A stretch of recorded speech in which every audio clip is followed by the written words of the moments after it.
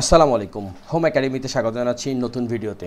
এই পর্বে আমরা দশমিক সংখ্যার বর্গমূল নির্ণয় করব। সংখ্যাটি হচ্ছে 27.89। তো চলো শুরু করি। দশমিক সংখ্যার বর্গমূল নির্ণয় করতে গেলে আমরা সাধারণত যে কাজটা করি, এই যে আমাদের 27.89 আছে, আমাদের প্রথমে সিদ্ধান্ত নিতে হবে কত সংখ্যা পর্যন্ত করব।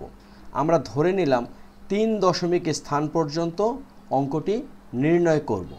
সেক্ষেত্রে আমাদের কাজ হবে 4 দশমিক স্থান পর্যন্ত বর্গমূল নির্ণয় করা, অর্থাৎ দশমিকের পরে আমাদের 4টা জোড়া থাকতে হবে। এখানে আমরা দেখতে পাচ্ছি দশমিকের পরে 8 আর 9 একটা জোড়া, বাকি জোড়াগুলো পূরণ করার জন্য আমাদের শূন্য নিতে হবে। এই নিলাম এক জোড়া শূন্য, এই নিলাম আরেক জোড়া শূন্য এবং এই নিলাম আরও এক জোড়া শূন্য। এখন স্বাভাবিক নিয়ম অনুযায়ী আমরা কি করব, ডান দিকে দাগ দিব। তো প্রথমে আমরা দশমিক সংখ্যার আগে অর্থাৎ পূর্ণ সংখ্যা যেগুলো আছে সেই সংখ্যাগুলোর সবচেয়ে নিকটস্থ পূর্ণবর্গ সংখ্যা নির্ণয় করব। এখানেও কিন্তু আমরা জোড়া জোড়ায় ভাগ করার চেষ্টা করব। তো আমরা দেখতে পাচ্ছি 27 একটা জোড়া, এখানে 89 একটা জোড়া, তারপরে শূন্যগুলো হচ্ছে অন্য জোড়া। তো 27, এই 27-এর সবচেয়ে নিকটস্থ পূর্ণবর্গ সংখ্যা হচ্ছে কত? দেখো, এই হলো 27। আমরা পূর্ণবর্গ সংখ্যা এখানে একটা পাচ্ছি 25 আর একটা পাচ্ছি 36, কিন্তু 36 নিব না, কারণ 27-এর থেকে 36 বড় হয়ে যায়। এখন এই 25 নিব। এখন কথা হলো পূর্ণবর্গ সংখ্যাটা কি? আমরা সবাই জানি যে সংখ্যাকে বর্গমূল করলে, যেমন 25কে আমরা যদি বর্গমূল করি আমরা পাবো হচ্ছে 5। সুতরাং 25 একটি পূর্ণবর্গ সংখ্যা এবং এটা সবচেয়ে 27-এর কাছাকাছি। তো আমরা লিখতে পারি এই হলো 5 আর এখানে 5 5 25। ওকে, এখন স্বাভাবিক নিয়মে আমরা কি করব, বিয়োগ করব। তো 27 থেকে 5 বাদ দিলে কত হয়? 2 হয়। এখন আমরা পরের জোড়াটা নামাবো। এই জোড়াটা নামানোর আগে আর একটা ব্যাপার আছে, সেটা হচ্ছে এখানে কিন্তু 27-এর পরে একটা দশমিক আছে।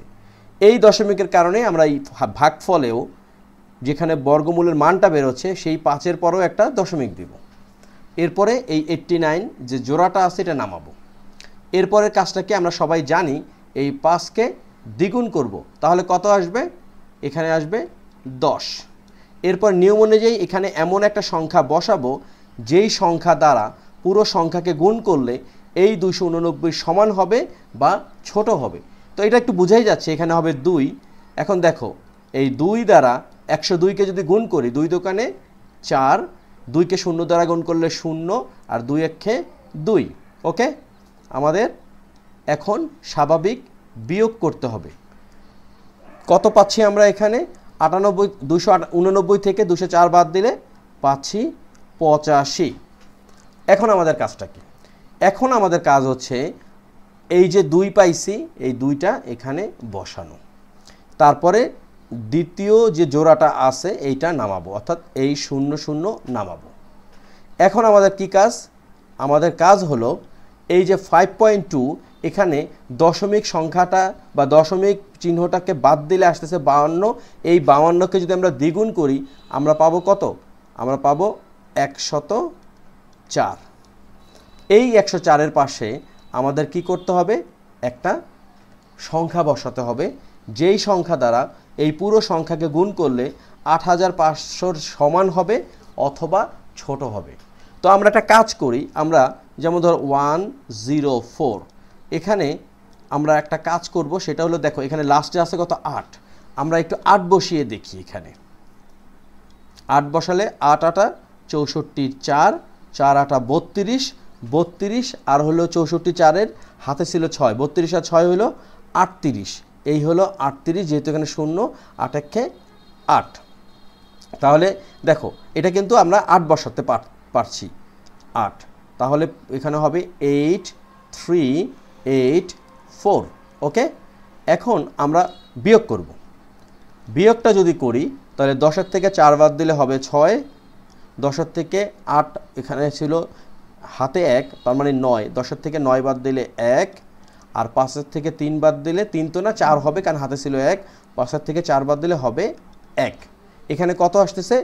116, আর এই জায়গায় আসতেছে 8। আমাদের টার্গেট কত? 3 দশমিক স্থান, কিন্তু বের করব কত পর্যন্ত? 4 দশমিক স্থান পর্যন্ত। ওকে, এখন আমাদের কাজটা কি? কাজ হলো এই যে পরের যে জোড়াটা আছে 0 এইটাকে নামাবো, তাহলে এখানে হলো 0 0। ওকে, আর এই যে 5.28 আসছে, পয়েন্ট বাদ দিলে আমরা যদি দ্বিগুণ করি আমরা পাবো হচ্ছে 1056 1056। ওকে, এখন এইখানে আমাদের একটা সংখ্যা বসাতে হবে। লক্ষ্য করো এইখানে আমরা যদি এক বাদে অন্য কিছু বসাই তাহলে কিন্তু শেষের সংখ্যা 1 আছে, 1কে 2 গুণ হয়ে যাবে, অর্থাৎ এটা বেশি হয়ে যাবে। এখানে এটা ব্যাপারটা সহজ, এখানে আমরা বসাচ্ছি 1, অথবা আমরা ক্যালকুলেটরে গুণ করেও দেখতে পারি। তাহলে এখানে হবে 1, আর এই জায়গাতে আসতেছে কত? 16501। ওকে, এরপর আমরা বিয়োগ করব। বিয়োগ করলে কত আসতেছে লক্ষ্য করো, 10-এর থেকে 1 বাদ দিলে 9, হাতে 1, 6-এর 1 7, 10-এর থেকে 7 বাদ দিলে 3, হাতে 1, কত আসছে? 6-এর থেকে 6 বাদ দিলে 0, আর এইখানে আসতেছে কত? এখানে আসতেছে 1-এর থেকে 0 বাদ দিলে 1। ওকে, এরপরে কাজটা কি আমাদের? আমাদের পরের এই যে জোড়াটা বসানো, অর্থাৎ 0 0। আর এই জায়গাতে কি করব আমরা? এই যে 5281 আছে, এই 5281কে দ্বিগুণ যদি আমরা করি তাহলে কত হবে? এখানে আসবে 1কে দ্বিগুণ করলে 2, 8কে দ্বিগুণ করলে হচ্ছে 16-র 6, 2কে দ্বিগুণ করলে 4, হাতে ছিল 1 5, আর 5কে দ্বিগুণ করলে 10। এখন দেখো এখানে একটা ইন্টারেস্টিং বিষয়, এখানে আমরা যাই বসাই না কেন 1 2 3 4 5 6টা ডিজিট হচ্ছে, আবার এখানে আছে 1 2 3 4 5 6, অর্থাৎ এখানে যাই বসাবো সেটা কিন্তু এই যে ভাগ শেষে যেটা আছে সেটা থেকে বড় হবে। সুতরাং আমরা এখানে যেটা করব যে এখানে একটা 0 নিব, এই জায়গাতে একটা 0 নিব, তাই তো? এখন আমরা এখানে আরেকটা সংখ্যা বসাবো এবং আমরা আরেকটা জোড়া নেব। যদিও জোড়া আমরা এখানে 0 নাই, কিন্তু আমরা অঙ্কের সুবিধার্থে এখানে আরও একটা জোড়া নিব। বিশাল একটা অঙ্ক হইল। এখন এখানে কত হবে? আমরা ক্যালকুলেটরে হিসাব করে দেখেছি, এখানে আমরা আরও একটা 9 বসাতে পারবো। আমরা যেটা করতে পারি, আমরা এখানে তো একটু এর দিকে চাপিয়ে দিই, এই দিকে, এখানে আমরা আরও একটা সংখ্যা বসাতে পারবো, সেটা হচ্ছে 9। এখন এই 9 দ্বারা পুরো সংখ্যাকে যদি গুণ করি যেটা আসবে সেটা হচ্ছে 9505881, রাইট? এখন এটাকে আমরা বিয়োগ করলাম, বিয়োগ করলে কত আসবে?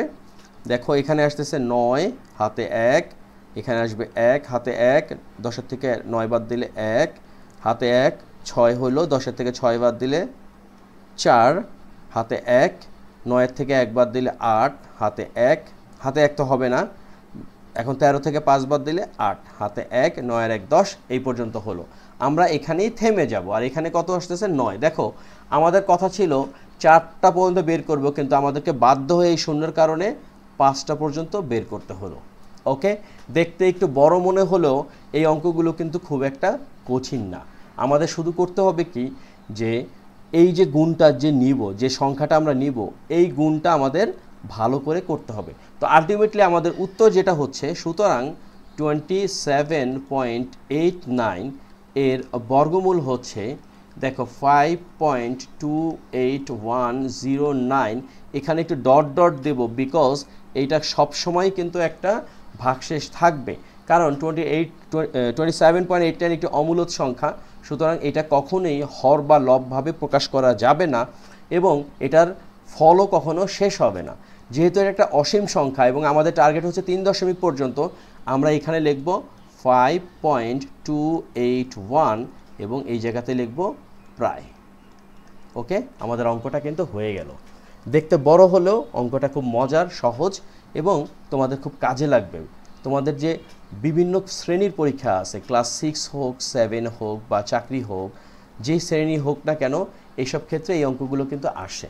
তো ভিডিওটা এখানে শেষ করব। তো আর ভিডিওটা কাজের মনে হলে অবশ্যই তোমরা বন্ধুদের সাথে শেয়ার করবে এবং নিজেরা এই চ্যানেলটিকে সাবস্ক্রাইব করবে, কারণ আমি দেখেছি অনেকেই আমার ভিডিওগুলো দেখে কিন্তু সাবস্ক্রাইব করে না। একটা সাবস্ক্রাইব থাকলে বা কোনো একটা কমেন্টস থাকলে একটা আত্মবিশ্বাস পাওয়া যায়। তো যাই হোক, ভালো থাকো, সুস্থ থাকো, আল্লাহ হাফেজ।